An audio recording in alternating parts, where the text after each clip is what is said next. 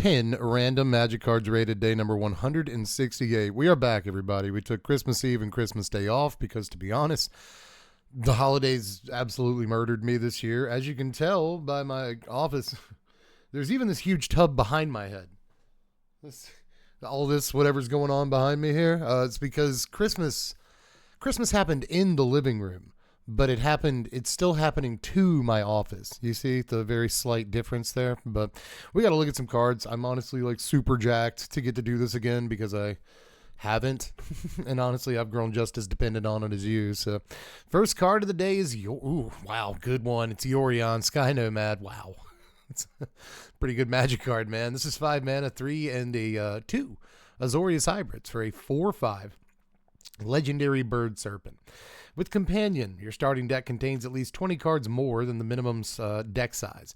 It also has flying, and when it ETBs, here's the fun part: exile any number of other non-land permanents you own and control. Return those cards to the battlefield at the beginning of the next end step. So legal in Pioneer, banned in Modern. This bad boy. And it ruled Standard for a while. The Sky Noodle did, man. I think a lot of us missed this thing a good bit, whether we used it as a companion or not. And a lot of us used it as a companion. So it turned out this taught a whole generation of Magic players that an 80 card deck in Standard, not that bad.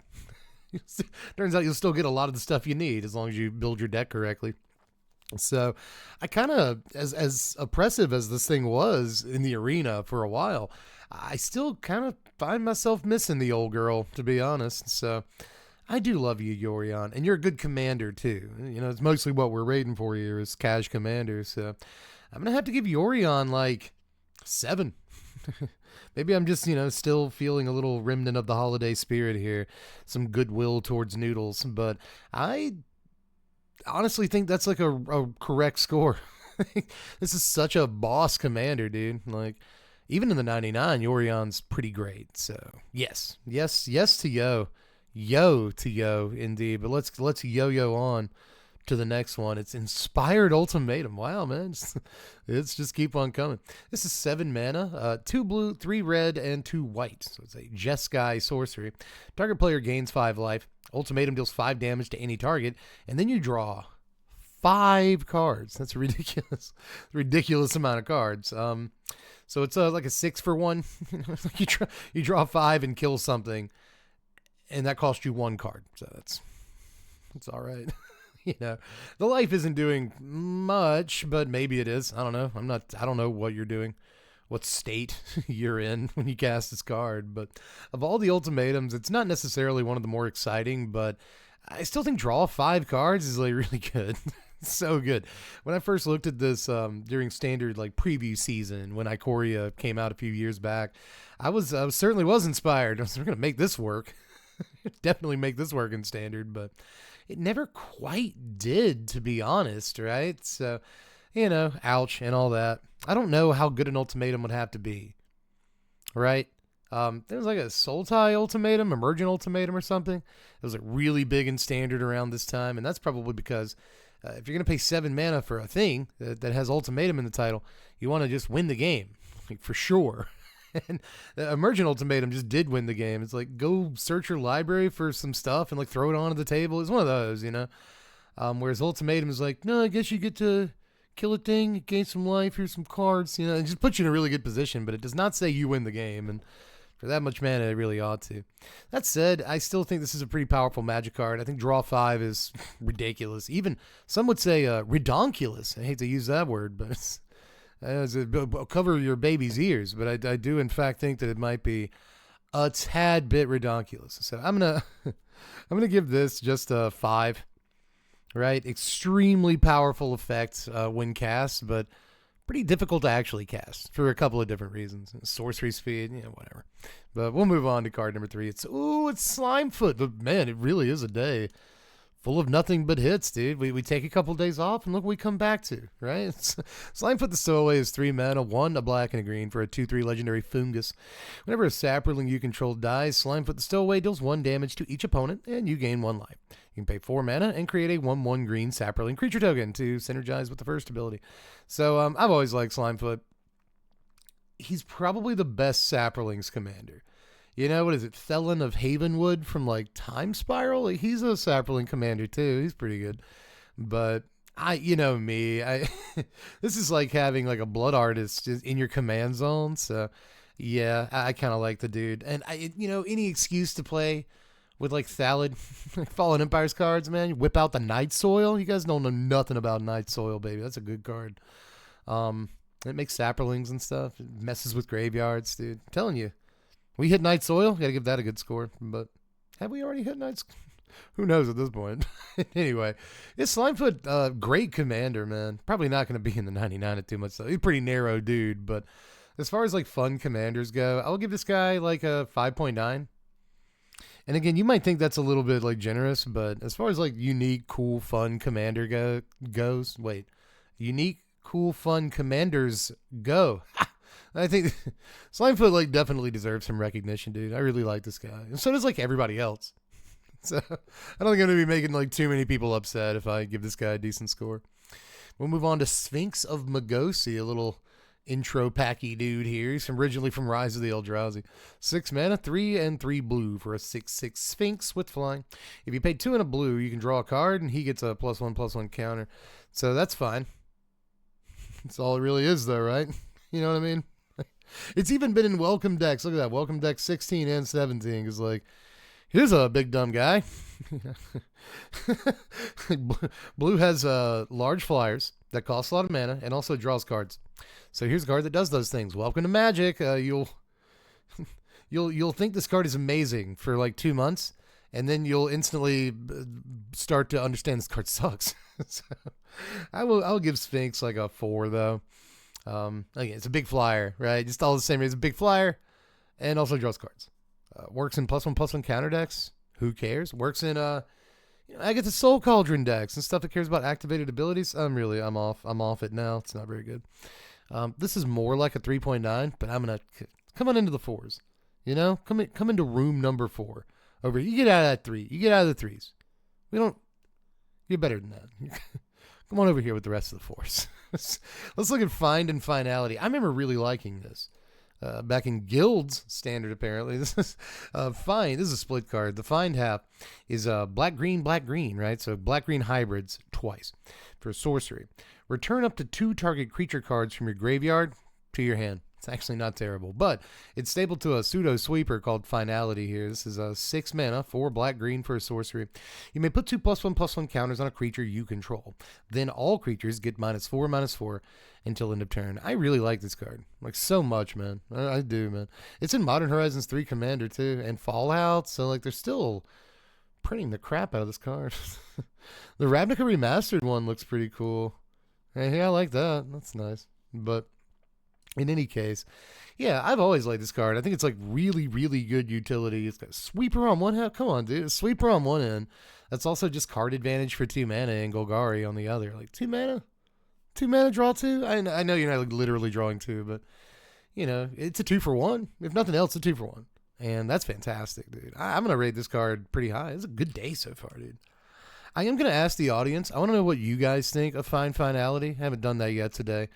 And I fear that we're going to go off a cliff here soon in terms of card quality. Like the first 5 cards of the day have been pretty good, and I kind of want to know how you feel about all of them. But when it comes to Find Finality, I just kind of wonder what spread of scores I'll get if people think I'm overrating the card, or even once I do rate it, if I'm underrating it, because I've always thought that there's definitely like a lot to this card for most Golgari decks, right? So pretty desirable card in most builds, I think, that can fit it. I'm going to give this... I'm going to give this a 6.4. Yeah. No, I'm not. I'm going to give this a 6.6 is what I'm going to give this. I can't stress enough like how much I like the utility on both sides of this card. I really do. But next is, oh my God. What are the chances?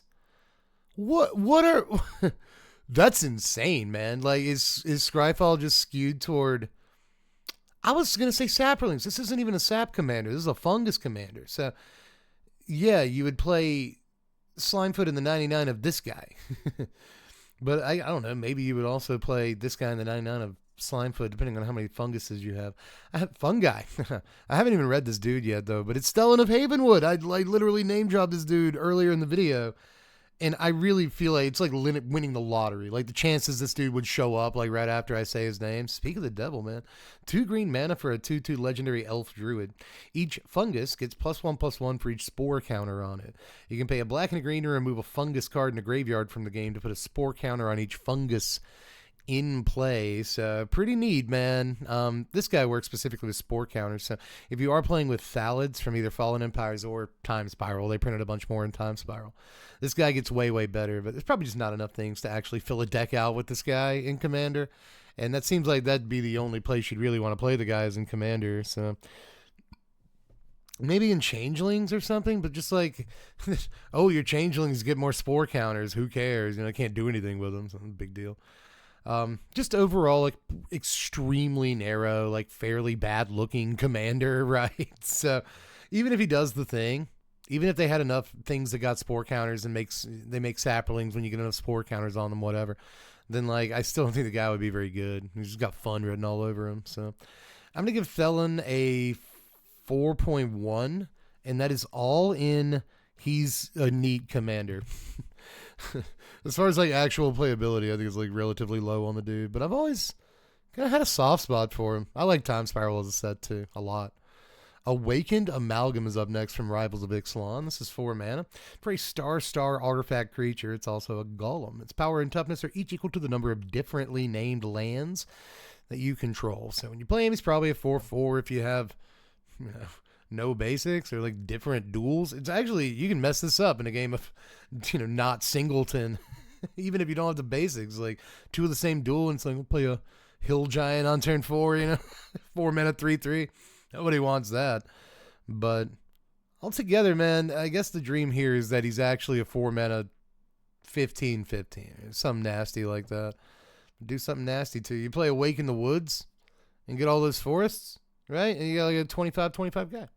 So I guess like maybe some decks want it, but I actually think this is like pretty not great even in decks that want it. Like, oh, you have a vanilla 2020. Who actually cares about that? You know what I mean? So I'm just going to give this guy like a 4.15 and move on just a little bit. He doesn't even deserve it. He's just a vanilla guy. He's just a vanilla guy. So let's move on and hope we get some chocolate, some strawberry, pistachio, maybe like a nice, something spicy, something you don't see every day. You know what I mean? It's Muse Drake, everybody. 2 artists you don't think would get together, right? Muse and Drake. It's, okay, so this is originally from Guilds of Ravnica. It's 4 mana, 3 and a blue for a 1/3 Drake with flying. When it ETBs, draw a card. All right. I like drawing cards. So he's not the worst guy I've ever seen. 3.7. I'm so serial. Like nothing's going to get below 3.5 in this video except this next card. Hopefully not. Maybe the next card's Black Lotus. Is today the day? Let's find out together. It's Lauren's Escape. This card's okay, man. It's a single white mana for an instant. Target artifact or creature gains hexproof and indestructible till end of turn. Scry 1. That's good. It's really good. It's a fantastic removal counterspell. You get Scry, targets an artifact, hexproof or indestructible, both of them, That's great. Survives combats, survives removal, can't target it with a guy. It's wonderful. It's actually, in some ways, like one of the better removal counter spells in white, if not of all time. Totally serious, man. I like Lauren's Escape. I'm going to give this a 5.4. Mostly utility. It's not going to like be the best card in your deck or anything, but I do think it's like more playable than God's Willing or something. Although God's Willing can get a guy through unblocked. All depends on the situation, but like it's in the conversation with God's Willing. That's a really good card. But we will move on to Forest. We hit a basic, guys. I was hoping it wouldn't happen today. This is extremely sick Forest start here. I don't care what you think. Well, I do. I do. Generally, I do. I hate when people say that. It's really mean. But all I meant to say is that I do kind of like this space art on the Unlands. Some people don't. I think it's cool. But moving on. Goblin Assault is the actual last card of the day here. 3 mana, 2 and a red for an enchantment. At the beginning of your upkeep, create a 1/1 red goblin creature token with haste. Goblin creatures attack each turn if able, so it's going to attack. It doesn't come into play taps and attacking during your combat stuff. They're going to force it to go on in. Actually pretty neat, right? This is still like a buck to buy. Goblin decks love it. Black Red Aristocrats decks love it. You know, Judith decks, Caesar even. I imagine Caesar decks may like this thing a good bit. Anything that needs fodder, you know, like, oh, you know, it has to attack each turn if able. Big deal. I have my whole upkeep, draw step, and first main phase to do something of value with that token. So I think it's pretty cool. You only get one token per turn cycle, and for 3 mana, it might not have quite enough juice, but there's plenty of decks I can think of off the top of my head that are, you know, relatively interested in an effect like this. So I'm going to give this a 5. I think, again, like a little bit more than you want to pay for an effect that only pays off once per turn cycle. So again, maybe not the best thing in the world, but a reliable creature with power every single turn to be sacrificed or like whatever, you know, I think it's actually not awful. I've paid 4 for this effect. I've paid 4 for a worse version of this effect, Breeding Pool, many times. So, you know, I guess you could argue Breeding Pool isn't like always worse, but like most of the time, you know? Most of the time Breeding Pool is pretty terrible, honestly, but you'll do it. So I think Goblin Assault's pretty good. I'll give it just a straight up 5, maybe even, perhaps a 5.12. I think that's the actual score I'm going to put down. But anyway, that is all for today. I am so glad that we are back together as a family again.